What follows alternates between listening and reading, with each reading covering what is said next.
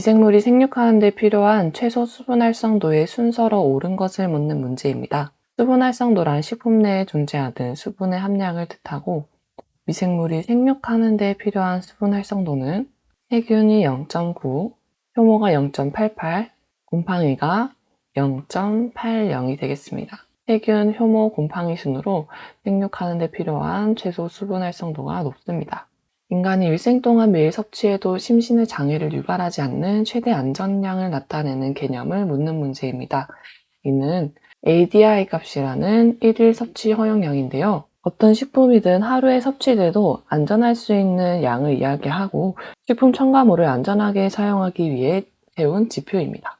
통조림의 세균 발육 여부 시험법을 묻는 문제입니다. 통조림에 세균이 자라고 있는지 그 발육 여부를 묻기 위해서는 특정 온도에 방치를 시켜서 세균이 발육하는지 확인해야 하는데요.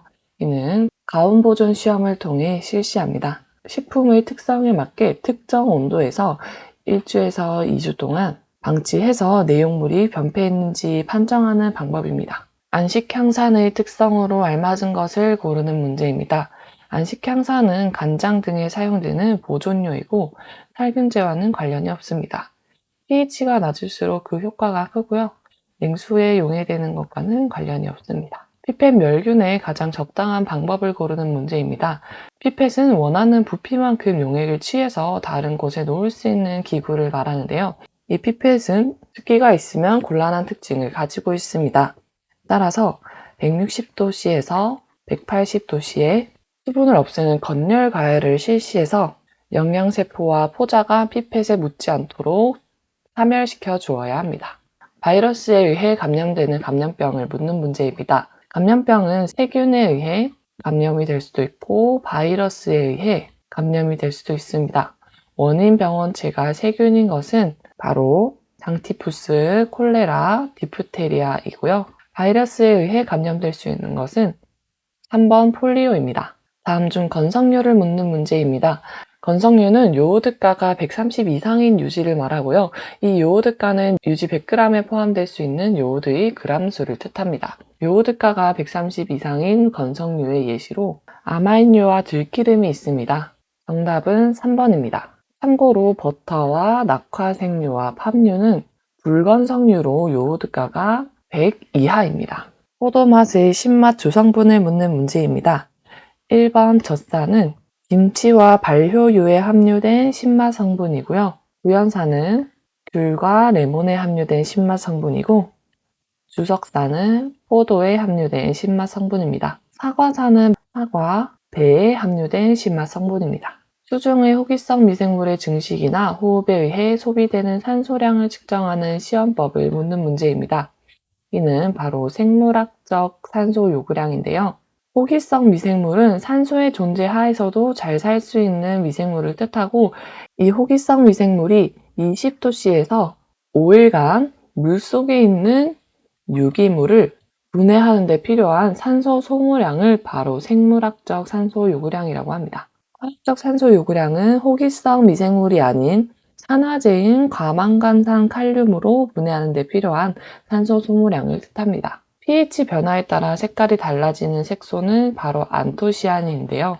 이 안토시아닌은 산성에서 붉은색, 중성에서 보라색, 알칼리성에서 청색을 띠는 특징을 가지고 있습니다. 화학적 식중독을 유발시키는 감미료와 가장 거리가 먼 것을 묻는 문제입니다. 식중독을 유발하지 않는 감미료는 바로 4번 스크로즈인데요. 스크로즈는 설탕이라고도 하며 우리가 대표적으로 사용되는 단맛을 띠고 있는 식품 첨가물인 감미료에 해당이 됩니다. 1번, 2번, 3번은 유해 감미료에 해당이 되겠습니다. 우유를 균질화하는 목적이 아닌 것을 고르는 문제입니다. 우선 균질화란 우유 지방구를 일정하고 작게 만들어주는 공정인데요.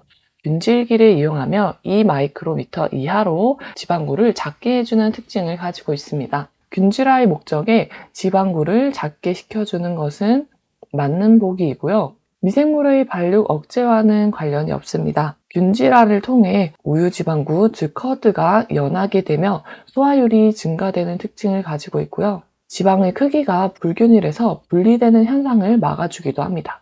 고형분 함량이 낮고 점도가 낮으며 액상 주스 제품을 농축하는 데 좋은 농축기를 고르는 문제입니다.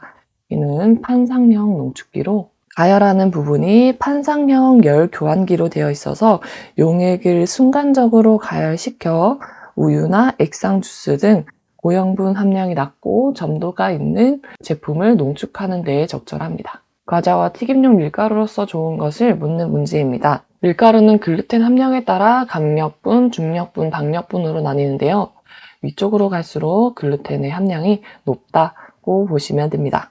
강력분은 빵을 만들 때 많이 이용이 되고 중력분은 면을 제조할 때 많이 이용이 됩니다. 박력분은 제과나 튀김에 많이 이용이 됩니다. 복숭아 박피법으로 가장 적당한 것을 고르는 문제입니다. 복숭아 박피란 복숭아의 껍질을 벗기는 공정입니다.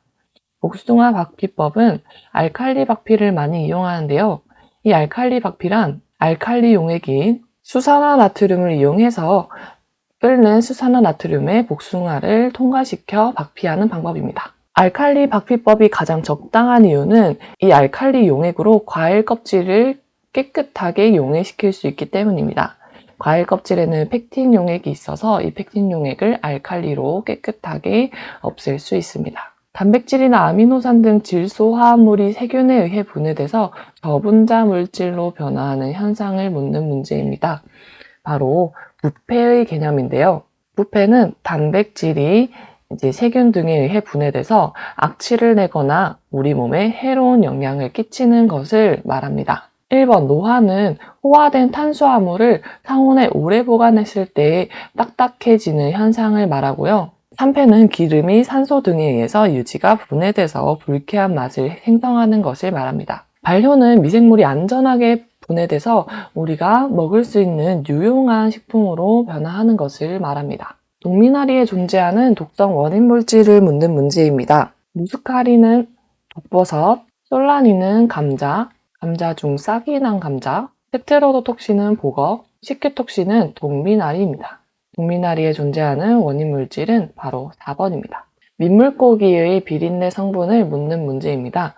민물고기에서 발생할 수 있는 비린내 성분은 피페리딘인데요. 추가로 바닷물고기에서 날 수 있는 비린내 성분은 트라이메틸아민입니다. 이것도 함께 외워두시면 좋습니다. 대장균 검사법에서 반드시 첨가해야 될 배지 성분을 묻는 문제입니다. 대장균군은 식품의 신선도를 판정할 수 있는 식품위생검사 지표균입니다. 대장균은 유당을 분해해서 산과 가스를 생성하는 특징을 가지고 있는데요. 이러한 특징을 이용해서 배지로 제작해서 대장균 검사를 실시합니다. 지질 정량을 할 때 사용되는 추출기의 명칭을 묻는 문제입니다. 지질 정량이란 지질이 식품 속에 얼마나 들어있는지 그 양을 측정하는 방법입니다. 지질의 정량은 속술내 추출법을 사용합니다. 지질이 유기용매인 에테르의 녹는 성질을 이용해서 속술내 추출기를 이용해 에테르를 속술내 추출기 아래쪽에 넣고 반복해서 에테르의 증발을 이용해서 지방을 추출하는 방법입니다. 지질 정량에 사용되는 추출기의 명칭은 속술내 추출기입니다. 생크림처럼 외부의 힘에 의해 변형된 물체가 그 힘을 제거해도 원상태로 돌아가지 않는 성질은 바로 소성의 개념인데요. 이 소성은 버터의 힘을 가격했을 때를 예시로 보시면 편합니다. 산성은 탱탱볼을 손으로 눌렀을 때 원래 상태로 다시 돌아올 수 있는 성질을 말하는데요. 이와 반대로 소성은 버터에 힘을 크게 가했을 때 이 힘이 물체가 버틸 수 없을 정도로 너무 크게 가해졌기 때문에 원래 상태로 돌아오지 않고 찌그러지는 것을 말합니다. 소성과 탄성은 반대되는 개념으로 이해해 두시면 좋고 1번인 점성은 흐르는 속도에 의한 성질로 그 물체가 일정한 속도로 흐르는 성질을 말합니다. 점탄성은 점성과 탄성을 동시에 보이는 것을 말합니다. 표준 한천 배지를 고압 증기 멸균법으로 멸균할 때 처리하는 pH와 온도, 시간을 묻는 문제입니다.